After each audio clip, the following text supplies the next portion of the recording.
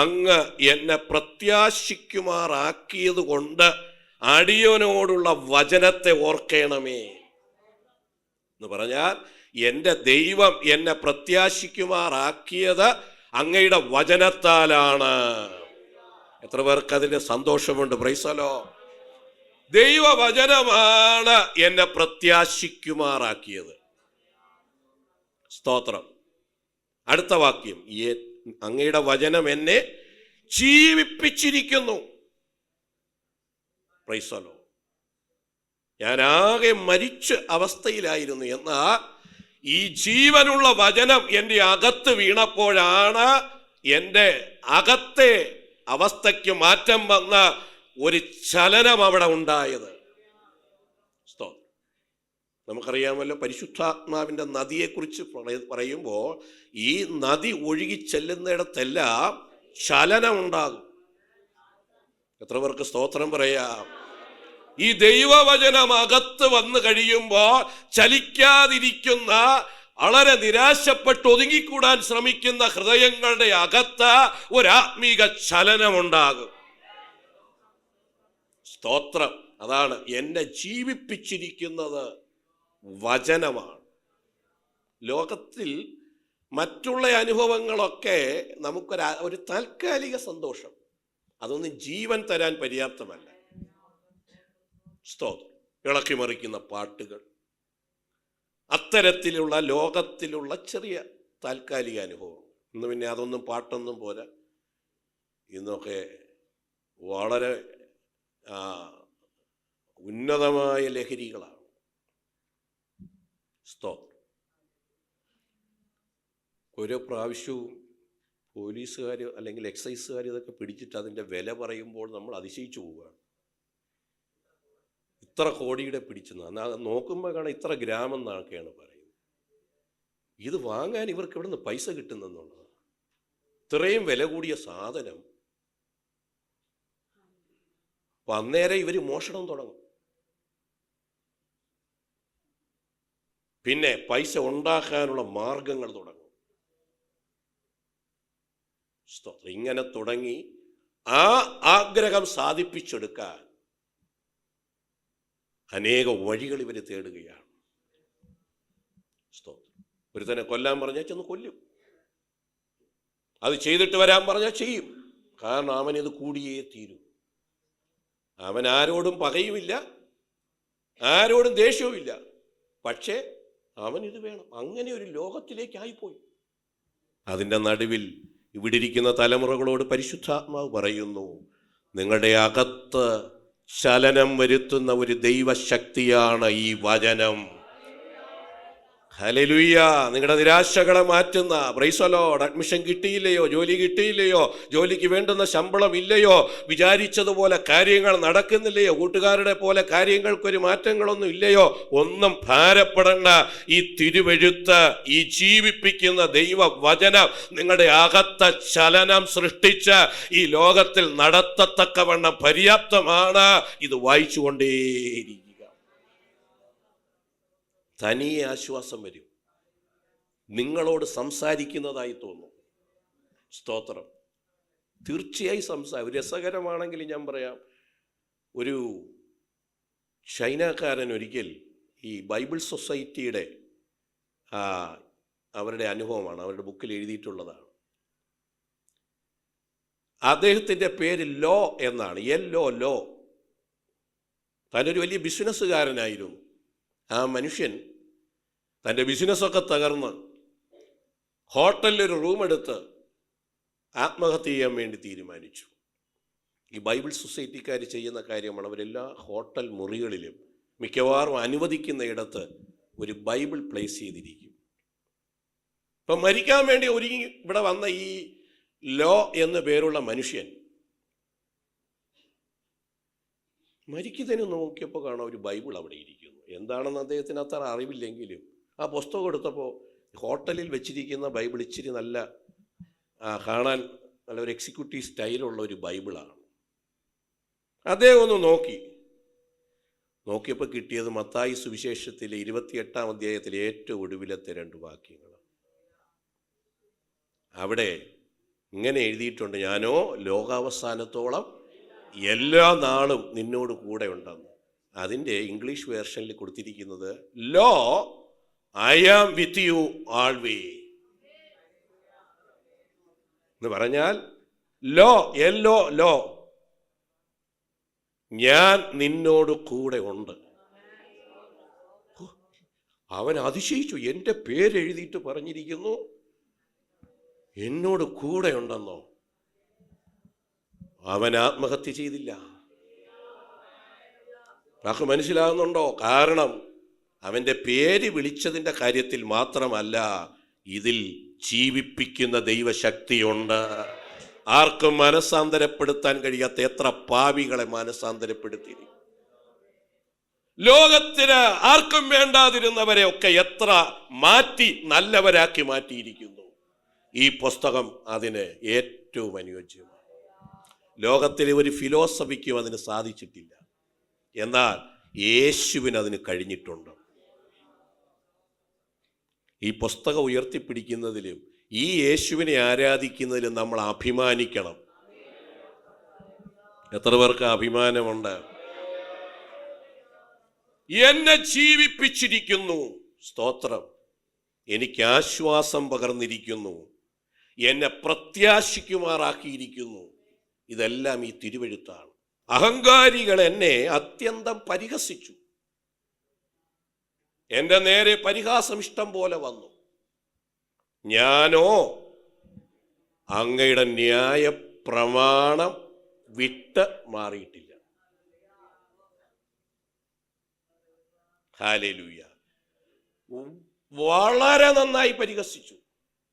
പക്ഷേ എനിക്കറിയാം, ന്യായപ്രമാണം അനുസരിച്ച് ഞാൻ ജീവിക്കുന്നിടത്തോളം ഒരു ദോഷവും വരികയില്ല.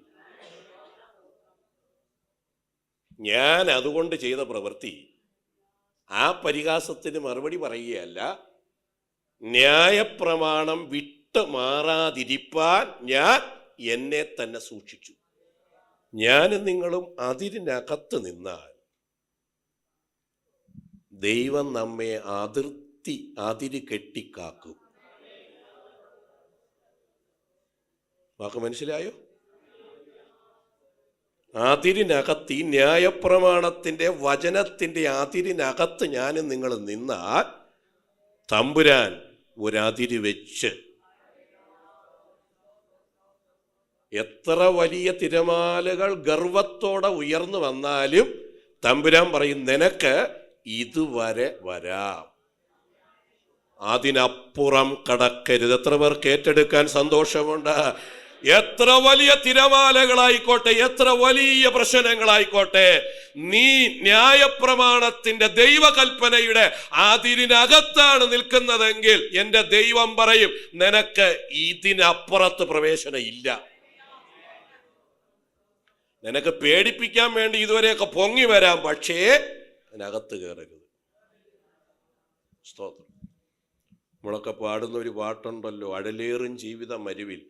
അതിലൊരു വരിയാണ്, കാർമുകിൽ ഏറെ കരേറുകിലും കാണുന്നില്ലയോ നീ ഒരു മഴവില്ല് അതിൻ്റെ മുകളിൽ. കരുതുക വേണ്ട അതിൻ്റെ ഭീകരങ്ങൾ, കെടുതികൾ തീർത്ത് ദൈവം തഴുകിടുമേ. മുട്ടങ്കി വർഗീസപ്പച്ചൻ തൻ്റെ ഭാര്യയോട് പറയുകയാണ്, ഇരുട്ട് കയറി വരുന്നുണ്ടോ? ഇരുട്ടിൻ്റെതായ വലിയ കാഴ്ച നീ കാണുന്നുണ്ടോ? അതല്ല നീ കാണേണ്ടത്, അതിൻ്റെ മുകളിലൊരു മഴവില്ല് നീ കാണണം. അഹങ്കാരികൾ, പ്രശ്നക്കാര്, പ്രശ്നം ഉണ്ടാക്കുന്നവർ അവരെന്തോ ചെയ്തോട്ടെ, ഞാൻ എൻ്റെ ദൈവത്തിൻ്റെ ന്യായപ്രമാണത്തെ വിട്ടുമാറാതെ ദൈവകൽപ്പനയുടെ അതിരിൻ്റെ അകത്ത് ഞാൻ നിൽക്കുമെങ്കിൽ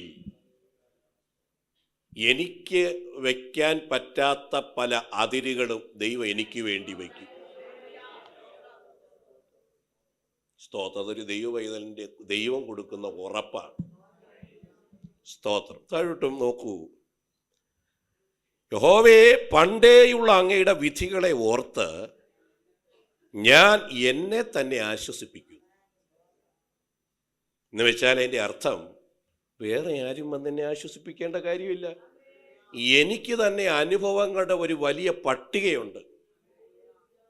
എന്നെ എൻ്റെ ദൈവം നടത്തിയത്, എൻ്റെ കുടുംബത്തെ ദൈവം നടത്തിയത്, ഞാൻ വഴിമുട്ടി നിന്ന വിഷയങ്ങൾ ഇപ്പോൾ എൻ്റെ ദൈവം എനിക്ക് വേണ്ടി വാതിലുകൾ തുറന്നു തന്നത്, ഇങ്ങനെ തുടങ്ങി എൻ്റെ ജീവിതത്തിൻ്റെ പുറകിലേക്ക് തിരിഞ്ഞു നോക്കുമ്പോൾ എൻ്റെ മനസ്സിനോട് ഞാൻ പറയുന്നു, സമാധാനപ്പെട്ടിരിക്കേ. ഇത്രയും വർഷം നടത്തിയ ദൈവത്തിന് ഈ പ്രശ്നത്തിൽ ഇവിടെ ഒക്കെ പ്രവർത്തിച്ച ദൈവത്തിന് ഇതിന്റെ നടുവിൽ പ്രവർത്തിപ്പാൻ ശക്തിയില്ലയോ? അതാണ് പറയുന്നത്, പണ്ടേയുള്ള എൻ്റെ ദൈവം എനിക്കും എൻ്റെ പിതാക്കന്മാർക്കും ഞങ്ങളോടൊപ്പമുള്ളവർക്കും ഒക്കെ ചെയ്ത ആ വിടുതലുകൾ, ആ നൽകിയ അനുഗ്രഹങ്ങൾ ഓർത്ത് ഞാൻ എന്നെ തന്നെ ആശ്വസിപ്പിക്കും. സമാധാനപ്പെടും, പേടിക്കേണ്ട കാര്യമില്ല. നമ്മൾ ആളുകളാരെങ്കിലുമൊക്കെ സുഖമില്ലാതെയൊക്കെ കിടക്കുമ്പോൾ ചെന്ന് പറയാറില്ലേ, ഈ പനിയാണ്, ഇതിലൊന്നും കാര്യമില്ല, കഴിഞ്ഞ ആഴ്ച എനിക്ക് വന്നതേ ഉള്ളൂ, ഞാൻ 2 ദിവസമൊക്കെ ഇങ്ങനെ ഇരുന്ന് മൂവ് ചെയ്തു. തിരിച്ചു പറയുന്നവരുണ്ട് കേട്ടോ. ഇങ്ങനെ വേണോ ആശ്വസിപ്പിക്കാൻ? കാര്യമില്ല, ഇത് പെട്ടെന്ന് തീരുന്ന കാര്യമില്ലേ. അപ്പം അയാൾക്ക് അതൊരു 4 ദിവസം ഇരിക്കേണ്ട പനിയാണെങ്കിൽ 2 ദിവസം കൊണ്ടങ്ങ് പോകും. ഇത്രയേ ഉള്ളോ? ഞാനാണെങ്കിൽ ഇവിടെ മൂടി പുതച്ചിരിക്കുകയായിരുന്നു. കാര്യമില്ല അല്ലേ? പണ്ടേയുള്ള ദൈവത്തിൻ്റെ വിധികൾ ഇത് വേറെ ആരും വന്നല്ല പറയുന്നത്, ഞാൻ എന്നെ തന്നെ ആശ്വസിപ്പിക്കുകയാണ്. കഴിഞ്ഞ 2025 ഇതിനോളം വലിയ പ്രശ്നമല്ലേ വന്നത്? അത് ഓർത്തു നോക്ക്. അത് വരുമ്പോൾ ഇതൊന്നും ചെറുതല്ലേ? അപ്പൊ ഞാൻ എന്നെ തന്നെ ആശ്വസിപ്പിക്കും. അപ്പം മറ്റുള്ളവരെ ആശ്വസിപ്പിച്ച് നടത്തിയ കാലത്തിൽ നിന്ന് ഒരു വളർച്ച പ്രാപിക്കണം. നിന്റെ ന്യായപ്രമാണം ഉപേക്ഷിച്ച് നടക്കുന്ന ദുഷ്ടന്മാർ നിമിത്തം എനിക്ക് ഉഗ്ര കോപം പിടിച്ചിരിക്കുന്നു എന്ന് പറഞ്ഞാൽ അതിൻ്റെ അർത്ഥം എന്താ? ഞാനിങ്ങനെ ന്യായപ്രമാണം വിടാതെ സൂക്ഷിച്ചുകൊണ്ടിരിക്കുകയാണ്. എന്നാൽ എൻ്റെ ചുറ്റിലും നോക്കുമ്പോൾ കുറെ പേരൊക്കെ എന്ത് ചെയ്യുന്നു? അവർക്ക് വചനമൊന്നും ഒരു വിഷയമല്ല, അവർക്ക് ഈ വചനത്തിനോടൊന്നും താല്പര്യമില്ല, നേരെ ജീവിക്കുന്നതിനോടും താല്പര്യമില്ല. ഉപായങ്ങളും കുടുക്കുകളും വ്യാജവും ഒക്കെയായിട്ട് ഇങ്ങനെ എല്ലായിടത്തുമായിട്ട്, അത് എല്ലായിടത്തും ഉണ്ട്. ഇവരെ കാണുമ്പോൾ എനിക്ക് എന്ത് ചെയ്തിരിക്കുന്നു? ഷേക്ക് ഹാൻഡ് കൊടുക്കുന്നു എന്നല്ല, ഷേക്ക് ഹാൻഡ് കൊടുത്തോളൂ, കുഴപ്പമില്ല. ഈ അകം അങ്ങോട്ട് ശരിയാവത്തില്ല. കാരണം വേറെ വ്യക്തിപരമായ വിരോധമല്ല, പിന്നെ വചനമനുസരിക്കാൻ താല്പര്യമില്ല, വചനത്തോട് താല്പര്യമില്ല, അത് അനുസരിക്കാൻ താല്പര്യമില്ല. അവരെ കാണുമ്പോൾ എനിക്ക് എന്ത് വന്നിരിക്കുന്നു? ഇത്രയും കേട്ടിട്ടും ഇങ്ങനെയൊക്കെ ആയിട്ടും ആ ദൈവസ്നേഹത്തിൽ ജീവിക്കാനോ മുന്നോട്ട് വരാനോ ഒരു താല്പര്യം ഇവർക്ക് തോന്നുന്നില്ലല്ലോ. സ്തോത്രം. പക്കത്ര പേർക്ക് സ്തോത്രം പറയാം. സ്തോത്രം. അടുത്ത വാക്യം വളരെ ശ്രദ്ധേയമാണ്. 54. ഞാൻ പരദേശിയായി പാർക്കുന്ന വീട്ടിൽ അങ്ങയുടെ ചട്ടങ്ങൾ എൻ്റെ. ഇതൊക്കെ നമ്മുടെ വീടുകളിൽ മിക്കവാറും ഒക്കെ എഴുതി വച്ചിരിക്കുന്ന ഒരു വാക്യമാണ്. ആ വാക്യം പറയുന്ന ഒരുപാട് സന്ദേശങ്ങളുണ്ട്. ഒന്ന്, ഞാൻ പരദേശിയാണേ, ഇനി നീ സമ്മതിച്ചില്ലെങ്കിലും പരദേശിയാണ്. സ്തോത്രം. എത്ര കാലം ഭൂമിയിൽ ഇരുന്നാലും പരദേശിയാണ്. സ്തോത്രം. ഞാൻ പരദേശിയായി പാർക്കുന്ന വീട്ടിൽ അങ്ങയുടെ ചട്ടങ്ങളാണ് എന്ന് പറഞ്ഞാൽ, അതിനെ ശരിക്കൊന്ന് വ്യാഖ്യാനിച്ചാൽ, എൻ്റെ സ്വദേശത്തേക്ക് പോകണമെങ്കിൽ ഈ ചട്ടങ്ങൾ വേണം. വീടുണ്ടെങ്കിൽ അങ്ങ് പോകത്തില്ല. ലോകത്തിൽ എന്തുണ്ടെങ്കിലും അവിടെ പോകത്തില്ല. സ്വന്തം ദേശത്ത് പോകാനുള്ള ഒരേ ഒരു വഴി ചട്ടങ്ങൾ. എത്ര പേർക്ക് സ്തോത്രം പറയാം? കൽപ്പനകൾ. ദൈവിക ന്യായ പ്രമാണത്തിന് ഞാൻ എന്ത് വില കൊടുക്കുന്നു? ഈ സ്കെയിലിൻ്റെ മുമ്പിൽ ചെന്ന് നിന്ന് ഞാൻ എന്നെ തന്നെ ഒന്ന് പരിശോധിക്കണം.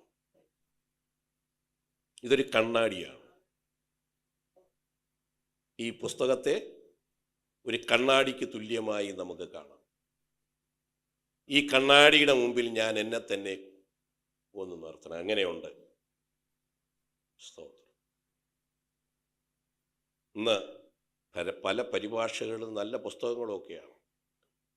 പഴയ കാലങ്ങളിൽ ആളുകൾ സൗന്ദര്യത്തിന് വലിയ പ്രാധാന്യമൊന്നും കൊടുത്തിരുന്നില്ല. സ്തോത്രം. ഞങ്ങളുടെ വീട്ടിലൊക്കെ ഒരു പൊട്ടിയ കണ്ണാടി മാത്രമേ ഉണ്ടായിരുന്നുള്ളൂ. അതും ഒരു ഇത്ര വലിപ്പമൊക്കെ ഉള്ളൂ. ഇതിൻ്റെ ഒരല്പം കൂടെ കാണും. എവിടെയെങ്കിലും ഒരു സ്ഥലത്തൊരു വീട്ടിൽ അത് കാണും. അതാണെങ്കിൽ ചിലപ്പോൾ 3 4 പൊട്ടിയതുമായിരിക്കും. മുഖം മുഴുവനും കാണണമെങ്കിൽ മറിഞ്ഞും തിരിഞ്ഞും നോക്കിയാലേ കാണുള്ളൂ. അതിലൊന്നും കാര്യമില്ല. നമ്മളിങ്ങനെ കുഴപ്പമില്ല. ഇന്നാണെങ്കിലോ സ്തോത്രം, ഡ്രസ്സിങ് റൂം തന്നെ ഉണ്ട്. ആയിക്കോട്ടെ, കുഴപ്പമൊന്നുമില്ല, ഞാനൊന്നും വിമർശിക്കുന്നതല്ല. കാരണം അവരവരുടെ പുറം സൗന്ദര്യത്തിന് അത്രമേൽ പ്രാധാന്യം ഇന്ന് കൊടുക്കുന്നു. നല്ല കാര്യം. പക്ഷെ അതിനേക്കാൾ അകത്തെ മനുഷ്യൻ്റെ സൗന്ദര്യത്തിന് ഒരല്പം കൂടെ പ്രാധാന്യമുണ്ട്. പുറമേ നന്നായിരിക്കണം, വൃത്തിയായിരിക്കണം. അതൊക്കെ നിങ്ങൾ അതിന് യോഗ്യമായ, അതിന് അനുവാദമായ സമയമേ അതിനും കൊടുക്കാവൂ. അപ്പുറത്ത് ചെന്നൊന്ന് മഴ പെയ്താൽ തീരുന്നതേ ഉള്ളൂ. ഇതെല്ലാം ഒരു പൊടിയടിച്ചാൽ തീരുന്നതേ ഉള്ളൂ. ഈ 2 മണിക്കൂർ നമ്മൾ കാണിച്ച ഈ പരിപാടിയെല്ലാം. സ്തോത്രം. അപ്പോൾ കൂടുതൽ ഒരുങ്ങിയാൽ നമുക്ക് അപ്പോൾ കൂടുതൽ നിരാശ തോന്നും. അപ്പോൾ കുറച്ചൊരുങ്ങി കഴിഞ്ഞാൽ നമ്മൾ പതുക്കെ ഇങ്ങനെ അങ്ങ് വെച്ചാൽ മതി, പിന്നെ തീർന്നു പരിപാടി. സ്തോട്ടെ, അതവരവരുടെ. പക്ഷേ ഈ കണ്ണാടി ഇതിൻ്റെ മുമ്പിൽ ചെന്ന് നോക്കണം. എങ്ങനെയുണ്ട്, എവിടെയൊക്കെ ഉണ്ട് കറ. മനസ്സിലായോ? ഒരു മുഖത്തേക്ക് പാടുകൊണ്ട് ഉറക്കം നഷ്ടപ്പെട്ട എത്ര പേരുണ്ടെന്നറിയാമോ? ഓരോരോ പാട് മാറ്റാൻ വേണ്ടി പെടുന്ന പാടെന്തൊക്കെയാണെന്നറിയാമോ? ഈ അകത്തെ മനുഷ്യന് പറ്റിയിരിക്കുന്ന, അള്ളിപ്പിടിച്ചിരിക്കുന്ന ഈ കറ വല്ലതും മാറ്റണമെന്ന് ആഗ്രഹമുണ്ടോ? സ്തോത്രം. ഈ പാടിരുന്നാലും സ്വർഗത്തിൽ പോവും. അകത്തെ മനുഷ്യൻ്റെ പാടിരുന്നാൽ അവിടെ പോകത്തില്ല. എത്ര പേർക്ക് മനസ്സിലാകുന്നുണ്ട് ഈ പറയുന്നത്? ഹല്ലേലൂയ, സ്തോത്രം. ഞാൻ പരദേശിയായി പാർക്കുന്ന വീട്ടിൽ അങ്ങയുടെ ചട്ടങ്ങൾ എനിക്ക്, യഹോവേ, അങ്ങ് എൻ്റെ ഓഹരിയാകുന്നു, ഞാൻ അങ്ങയുടെ വചനങ്ങളെ പ്രമാണിക്കും എന്ന് ഞാൻ. ദൈവവചനം പ്രമാണിക്കുന്നവനുള്ള ഒരു ഓഹരിയാണ് ദൈവം. ഓഹരി എന്ന് പറഞ്ഞാൽ അറിയാമോ? ഷെയർ മാർക്കറ്റ് കേട്ടിട്ടുണ്ടോ? വിപണി ഇടിഞ്ഞു, വിപണി പൊങ്ങി. ഇത് നമ്മുടെ ആൾക്കാർക്ക് പകുതിയിലധികം അറിയത്തില്ല. കാരണം നമ്മളൊന്നും ഷെയർ പലരും എന്ത് ചെയ്തിട്ടില്ല, എടുത്തിട്ടില്ല. സ്തോത്രം. ഈ പല പരസ്യങ്ങളും എന്താണെന്ന് പോലും പലർക്കും അറിയത്തില്ല. ഈ വിപണി സംബന്ധമായ പരസ്യങ്ങൾ ഒരുപാട് വരാറുണ്ട്. ഇതെന്താണ് ഇവർ പറയുന്നത്? സ്തോത്രം. പോട്ടെ. ഇപ്പം ഷെയർ എന്ന് പറയുന്ന ഒരു സാധനം ഇപ്പം മിക്കവാറും വലിയ കമ്പനികൾക്കും ഒക്കെ ഷെയറുണ്ട്. ഇവിടെയൊക്കെ നമ്മുടെ നാട്ടിലുള്ള ഒരു നല്ല വ്യവസായ ഗ്രൂപ്പാണ് കിറ്റെക്സ്. അദ്ദേഹം ഒരു ഷെയർ ഇറക്കും. ആ ഷെയർ ഇറക്കുമ്പോൾ ഇറക്കിയ ഷെയറിന് 100 രൂപയാണ് വില. ആ ഷെയർ ഞാൻ വാങ്ങിച്ചെന്നിരിക്കട്ടെ, ഒരു ഷെയർ വാങ്ങിച്ചു 100 രൂപയ്ക്ക്. ഈ ബിസിനസ് നന്നായിട്ട് വളർന്നാൽ ഈ 100 രൂപയ്ക്ക് വാങ്ങിച്ച ഷെയർ ഒരു 6 മാസം കഴിയുമ്പോൾ ചിലപ്പോൾ 200 250 ഒക്കെ ആയിട്ട് ഇതിൻ്റെ മൂല്യം അങ്ങ് ഉയരും. മനസ്സിലായോ? ഇതും കേട്ടോണ്ട് ഒന്ന് ഷെയർ എടുക്കാൻ പോകരുത്. ഇത് ചിലപ്പോൾ ഇടിഞ്ഞാൽ 100 എന്നുള്ളത് 50 ആയിട്ടും മാറും. ഇതാണ് നമ്മുടെ റിസ്ക്. മനസ്സിലായോ? ഇത് ഏറ്റവും കുറയുമ്പം വാങ്ങിക്കുകയും ഏറ്റവും കൂടുമ്പം വിൽക്കുകയും ചെയ്യണമെന്നുള്ളതാണ് പ്രമാണം. ആർക്ക് പറ്റും? ഈ പ്രവാചകനോട് വല്ലതും ചെന്ന് ചോദിച്ചെടുക്കാൻ പറ്റുമോ? സ്തോത്രം. അതുകൊണ്ടാണ് ചിലർക്കൊക്കെ ഇത് പെട്ടെന്ന് അവരത് പറഞ്ഞു ഇത് ഭയങ്കരമാണ്. അടുത്തവ എടുക്കുമ്പോൾ ഇതൊരു ചെറിയ, ഇത് തെറ്റല്ല, നിയമപരമായ കാര്യമാണ്. പക്ഷേ ഒരു റിസ്ക് ഫാക്ടർ അതിനകത്തുണ്ട്. കമ്പനി വിജയിച്ചുകൊണ്ടിരുന്നാൽ നേട്ടമാണ്. ഏറ്റവും നല്ല കമ്പനിയാണ് ദൈവം. ഒരിക്കലും പൊട്ടുകയില്ല. എത്ര പേർക്ക് ദൈവത്തിന്റെ സ്തോത്രം പറയാ? എന്റെ ഓഹരി എന്റെ ദൈവമാണ്. വലത് നിക്ഷേപിക്കാൻ പറ്റിയാൽ തമ്പുരാന്റെ ഷെയറിലോട്ട് അങ്ങിടും. ഒരാത്മാവിന്റെ വില, സ്തോത്രം. ഒരാത്മാവിനെ നേടാൻ എൻ്റെ എന്തെങ്കിലും ഒരു കാര്യം പ്രയത്നം പണം ചെലവിട്ടിട്ടുണ്ടെങ്കിൽ അത് വളർന്ന് എനിക്ക് ഷെയറായിട്ട് കിടന്നോളും. എത്ര പേർക്ക് അഭിമാനത്തോടെ ദൈവത്തിന്റെ സ്തോത്രം പറയാം? അതാണ് ഷെയർ. അതാണ് പറയുന്നത്, യഹോവേ അങ്ങ് എൻ്റെ ഓഹരിയാകുന്നു. ദൈവവേലയ്ക്ക് ചുമല് കൊടുത്തവര്, ആത്മാർത്ഥതയോടെ കൂടെ നിന്നവര്, സ്തോത്രം, ഇതൊക്കെ ഷെയർ മേടിച്ചിരിക്കുകയാണ്. മനസ്സിലാകുന്ന എത്ര പേർക്ക് അതിൽ സന്തോഷമുണ്ട്? ഷെയർ. യഹോവ എൻ്റെ ഓഹരിയാണ്. എങ്ങനെയായാൽ ഞാൻ അങ്ങയുടെ വചനങ്ങളെ പ്രമാണിച്ചു നിന്നാൽ, സ്തോത്രം. നിന്റെ നീതിയുള്ള വിധികൾ ഹേതുവായി അങ്ങേക്ക് സ്തോത്രം ചെയ്യുവാൻ ഞാൻ അർദ്ധരാത്രിയിൽ എഴുന്നേൽക്കും. നിന്നെ ഭയപ്പെടുകയും നിന്റെ പ്രമാണങ്ങളെ അനുസരിക്കുകയും ചെയ്യുന്ന എല്ലാവർക്കും ഞാൻ കൂട്ടാളിയാണ്. വാക്ക് മനസ്സിലായോ? എല്ലാവരോടും, കുഞ്ഞുങ്ങളോടും യുവജനങ്ങളോടും സമൂഹത്തിൽ ഇറങ്ങി നിൽക്കുന്നവരോടൊക്കെ പറയട്ടെ, എല്ലാവരുമായിട്ടും സൗഹൃദം. അവരെല്ലാവരും കാണുമ്പോൾ ചിരിക്കുന്നതിനൊന്നും കുഴപ്പമില്ല, ആരെയും വെറുക്കാനൊന്നും അല്ല പറയുക. പക്ഷേ നമുക്കെപ്പോഴും കൂട്ട് ദൈവപ്രമാണം അനുസരിക്കുന്നവരുമായിട്ട് മാത്രമായിരിക്കണം. അവർ ദൈവവാക്ക് അനുസരിക്കുന്നില്ല എന്ന് കണ്ടാൽ അവരുമായിട്ടുള്ള ബന്ധം എന്ത് ചെയ്തേക്കണം? അല്ലെങ്കിൽ അപകടമാണ്.